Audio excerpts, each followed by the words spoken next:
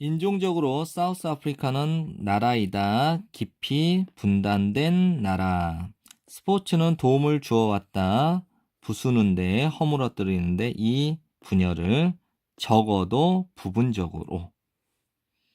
몸 할 때지. 백인들, 사우스 아프리카의 백인들이 개최를 했대. 선거를 결정하기 위한 선거. 뭐뭐인지 아닌지 폐지할지 하지 않을지를 결정하는 선거겠지. 아파르트헤이트. 이 아파르트헤이트는 여기에 설명을 해놨어. 남아공의 인종차별 정책이야. 이 아파르트헤이트를 폐지할지 하지 않을지를 결정하는 선거를 개최했을 때 69%의 백인들이 투표를 했대. 포기하기 위해서 그들의 특권을. 근데 이것은 보여주는 것이었어. 요거를 and it marked로 고쳤을 수 있어. 보여주는 것이다. 희귀한, 평화적인 권력의 이양을 보여주는 것이었다.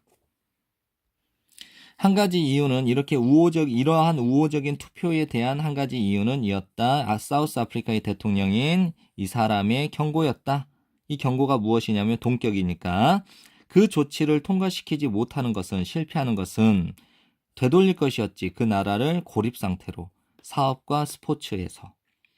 사우스 아프리카는 마지막으로 참가했었대. 올림픽에 1960년에. 그리고 금지 당해왔대. 그때 이후로. 국제 경기로부터.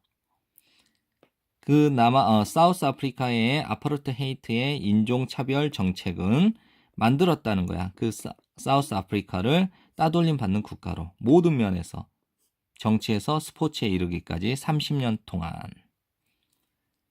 근데 아파르트헤이트가 행해지지 않게 됨에 따라서 무효화가 되면서 사우스 아프리카는 다시 한번 보여줄 수 있게 되었다. 그들의 운동 경기의 능력을.